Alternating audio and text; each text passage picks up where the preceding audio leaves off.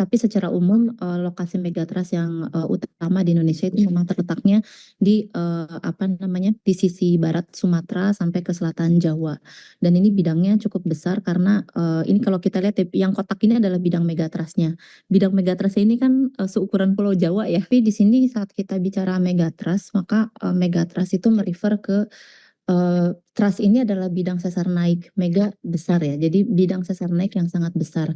Dan bidang megatrust ini kalau di Indonesia, ini berdasarkan peta gempa tahun 2017, kebetulan sebetulnya sekarang di tahun 2024 itu kita sedang menyiapkan pemutakhirannya, jadi mungkin nanti di akhir tahun 2024 akan ada update sedikit, terkait dengan lokasi megatrust. Tetapi secara umum, lokasi megatrust yang, utama di Indonesia itu memang terletaknya di, apa namanya, di sisi barat Sumatera sampai ke selatan Jawa. Dan ini bidangnya cukup besar karena, ini kalau kita lihat yang kotak ini adalah bidang megatrust-nya. Bidang megatrust ini kan, seukuran Pulau Jawa ya. Jadi bayangkan kalau misalkan Pulau Jawa bergerak katakan 20 meter secara serentak kan lumayan tuh gonjangannya ya. Artinya 20 meter ini bisa bergerak dari, apa, bidang lempeng yang ada di selatan Jawa, dan itu bisa bergerak kecil-kecil seperti yang terjadi kemarin beberapa kali, bisa juga, bergeraknya langsung sekaligus seperti gempa Aceh. Gempa Aceh itu dia, bergeraknya 1.600 kilometer dari, Banda Aceh sampai ke Andaman, itu 1.600 kilometer dia bergerak, dan apa namanya, lebar bidangnya itu 200 kilometer. Kalau di selatan Jawa itu panjangnya dari Selat Sunda sampai Bali itu sekitar 1.000 kilometer. Nah, bidang megatrust lainnya itu ada di utara Sulawesi, di apa, sisi sini. Jadi di utara Sulawesi juga ada, tapi bidangnya, sedikit lebih kecil daripada yang ada di Sumatera sama Jawa. Pun, ada bidang megatrust yang masih tumbuh, itu ada di, utara Papua. Nah, ini bidang megatrust yang di utara Papua ini masih sangat muda, sehingga juga mungkin, treatment berbeda. Nah, mungkin kemarin beritanya mencuat cukup heboh di selatan Jawa ya. Nah, kenapa memang selatan Jawa kemudian menjadi sangat heboh, tapi mungkin juga ada Mentawai yang, heboh, karena secara sejarah ini, sebaran, gempa yang menyebabkan sebaran tsunami di Indonesia, dari tahun 1600-an sampai 2018 yang dikompilasi oleh, BMKG. Jadi, Indonesia ini sebenarnya kejadian gempa megatrust dan, tsunami itu bukan pertama kali, kita lihat ada cukup banyak kejadian yang terjadi, dan kalau kita melihat sebagian besar itu terjadi di, sepanjang Sumatera, beberapa di, Jawa, dan, cukup banyak di Indonesia Timur. Nah, tapi juga kita bisa melihat nih ada, lokasi-lokasi yang kok kayaknya masih agak kosong gitu. Nah, itu sebenarnya bukan tidak ada potensi tsunami di situ, tetapi di situlah yang kita katakan, seismic gap atau, lokasi yang kita tunggu gempa, bukan kita tunggu ya, tapi ini lokasi yang sebetulnya, gempa besar ini bisa terjadi, kapan saja. Nah, seismic gap itu, kami menemukannya di daerah, Enggano ke selatan, daerah Mentawai, Enggano ke selatan, Selat Sunda, sampai selatan Jawa, sampai ke Bali, Lombok. Makanya mungkin ini mendapat, apa, highlight dan peringatan yang cukup kuat ya dari, apa ya, dari beberapa pihak. Nah, si megatrust selatan Jawa ini, tentunya dia, apa, terjadinya itu, saya nggak masang slide ini ya. Terjadinya itu kalau misalkan kita melihat Bagaimana animasi yang selatan tadi Jawa kita Indonesia berikan, Mas? jadi di sini ada Pulau Jawa. Nah, di bawahnya Pulau Jawa itu ada, lempeng lempeng samudra, dari Indo-Australia yang menghujam ke bawahnya selatan Jawa. Nah, dia dari menghujam di bawah selatan Jawa itu, sedangkan di atasnya kan kita punya lempeng kontinental ya. Jadi lempeng kontinental ini dia bertemu dengan lempeng oseanik, nah si bidang pertemuannya ini, itu yang kemudian dinamakan bidang megatrust. Nah, kalau kita melihat, bumi itu kan dia berrotasi dan berevolusi ya.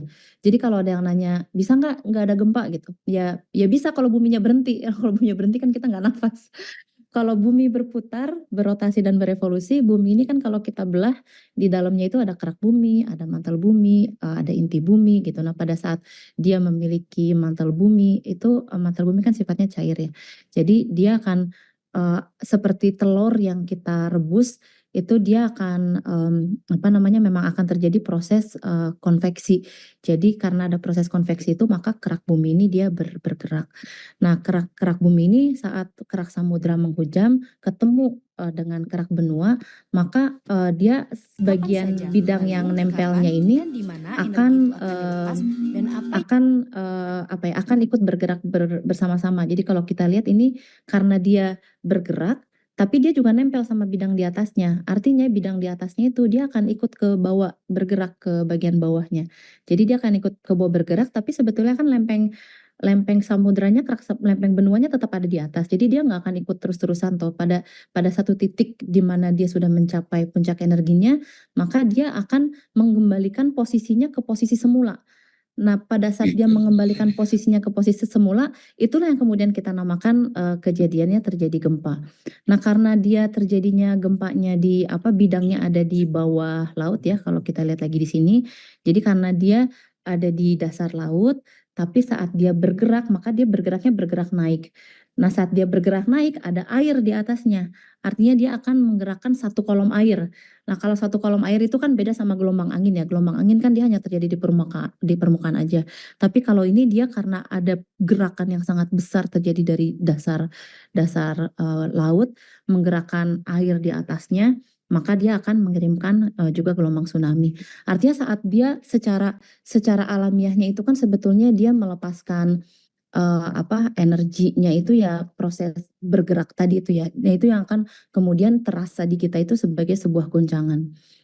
Eee ini, kalau kita melihat kasus Pulau Jawa mungkin karena saya risetnya banyak di Jawa jadi case-nya juga akan lebih banyak Jawa pun yang sekarang lagi heboh kan di Jawa ya. Jadi kalau kita melihat Pulau Jawa di bawahnya ini kan di selatannya ada, apa, ada gempa megatrustnya itu nih yang warna hitam ada segitiga-segitiga ini adalah palung ya, lokasi palungnya di situ di mana lokasi hunjamannya itu mulai terjadi. Nah, kalau kita melihat di sini yang titik-titik merah ini adalah, data-data gempa. Jadi kejadian seismisitas yang terjadi di selatan Jawa itu ya tersebarnya seperti ini. Kita lihat di sini ada seismisitas yang cukup banyak, ini waktu gempa Pangandaran tahun 2006 yang juga disertai tsunami, ini juga salah satu tipe megatrust tapi terjadinya, dia tipikalnya unik karena, gempanya itu terjadi di bagian palung tapi dia, mereduksi goncangannya karena di daerah palung itu justru dia terdiri dari sedimen lunak. Jadi karena sedimen lunak dia mereduksi goncangannya nggak seberapa keras terasa di Pangandaran, tapi tsunami-nya sangat tinggi ya, sangat tingginya 8 meter kan tinggi ya, jauh lebih tinggi dari saya. Walaupun kadang orang mikirnya, oh tsunami besar itu seperti Aceh 30 meter. Ya jangankan tsunami Aceh ya, tsunami 2 meter aja kan udah lebih tinggi dari kita kan. Udah ke Ya, bawah ombak kita kita gitu. pasti dimakan itu sama air Udah itu dimakan, betul. dalamnya. Nah, kita juga pernah ngalamin gempa serupa, dengan tsunami di Pacitan tahun, 94. Kemudian kita punya gempa-gempa yang lebih kecil-kecil, misalkan gempa yang tadi malam terjadi, gempa Tasik tahun 2008, gempa di Lebak itu beberapa kali terjadi di sini tapi terasa kan ya sampai ke Bandung, sampai ke Jakarta. Nah ini, karena dia, apa, dorongan dari, subduksi Selatan Jawa ini juga dia karena dia menekan Pulau Jawa, di Jawanya juga akhirnya terbentuk, beberapa sesar darat ya. Jadi, kita nggak hanya ada sesar megatrust aja nih, tapi di Indonesia itu kita punya sumber gempa dari megatrust, tapi kita juga punya, sumber gempa darat, juga sumber gempa tipe lainnya di laut, yang di Jawa ini kalau di peta gempa 2017 itu ada 31 segmen, yang warna biru, nanti, kita akhir 2024 akan launching peta gempa 2024 itu, akan ada lebih banyak, patahan yang sekarang sedang kita detailkan.